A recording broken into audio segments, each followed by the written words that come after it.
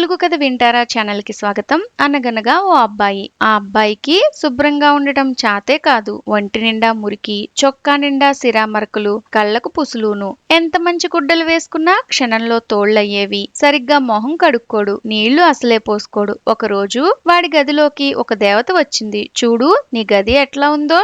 నేల నిండా దుమ్ము, ఎక్కడ చూసినా పుస్తకాలే, పక్క బట్ట నిండా కాళ్లతో తొక్కిన బురద. చీచి, నీ గది బాగు చెయ్యాలి. నువ్వు కాసేపు బయటికి వెళ్లి నీ అన్నతో ఆడుకో అన్నది దేవత. నాకు అన్న లేడు అన్నాడు అబ్బాయి. లేకేం, ఉన్నాడు, నీకింకా తెలీదు కామోలు. నీకు వాడు తెలియకపోయినా వాడికి నువ్వు తెలుసులే. బయటికి పోయి దొడ్డి వాకిట్లో నిలబడు, వాడే కనిపిస్తాడు అన్నది దేవత. అన్ని అబద్ధాలే అంటూ అబ్బాయి దొడ్లోకి వెళ్లి వాకిట్లో నిలబడ్డాడు. కాసేపట్లో పక్కనున్న చెట్ల మీద నుంచి ఒక ఉడత అబ్బాయి పక్కగా వచ్చింది. ఉడతా ఉడతా, నువ్వేనా మా అన్నవు అన్నాడు అబ్బాయి. ఇంకా నయం, నేను చూడు ఎంత శుభ్రంగా ఉన్నానో. నా గూడు చూడు, నా పిల్లలు చూడు, మేము నీ మాదిరిగా మురికి సహించం అని ఉడత చంగున ఎగిరిపోయింది. మరి కాసేపటికి గెంతుకుంటూ ఒక గోరింక వచ్చింది. గోరింక గోరింక, నువ్వేనా నా అన్నవు అన్నాడు అబ్బాయి. నాకేం కర్మ కాలింది నాయనా, నేను చూడు నిక్షేపంలాగా ఉన్నాను. నా ఒంటి మీద ఎక్కడన్నా ఒక్క నెరుసు మట్టి చూపగలవు అంటూ కోపంగా ఎగిరిపోయింది గోరింక.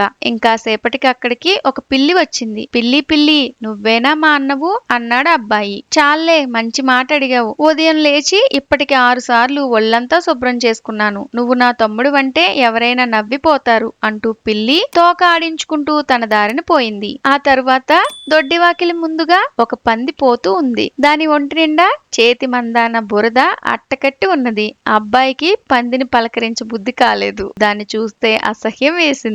అబ్బాయి పలకరించకపోయినా పందే ఆగి ఏం తమ్ముడు అని అబ్బాయిని పలకరించింది. నేను నీ తమ్ముడిని కానుపో అన్నాడు అబ్బాయి. కాకేం, అచ్చంగా నువ్వే నా తమ్ముడివి. మనకు పోలికలు తెలియటం లేదా?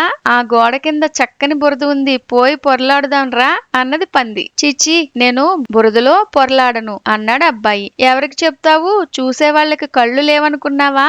నాతో వచ్చావంటే నాకు పోసే కుడితిలో నీకు కూడా భాగం ఇస్తాను అన్నది పంది. నాకు కుడితి వద్దు అంటూ ఆ అబ్బాయి ఏడవసాగాడు. ఇంతలో దేవత బయటకు వచ్చి, నీ గదంతా చక్కగా చేసి పెట్టాను, దాన్ని పాడు చేసావంటే జాగ్రత్త. ఇంతకు నీవు నీ పంది అన్న వెంట పోతావా, నా వెంట లోపలికి వస్తావా అని అడిగింది. నీ వెంటే వస్తున్నా అంటూ అబ్బాయి దేవత చెయ్యి గట్టిగా పట్టుకున్నాడు. వెళ్ళు, కుడితి నాకే ఆదా అని గోండ్రిస్తూ పంది వెళ్లిపోయింది. ఇలాంటి మరెన్నో కథలు వినాలనుకుంటే తెలుగు కథ వింటారా ఛానల్ ని తప్పకుండా సబ్స్క్రైబ్ చేసుకోండి. మరొక మంచి కథతో మళ్ళీ కలుద్దాం.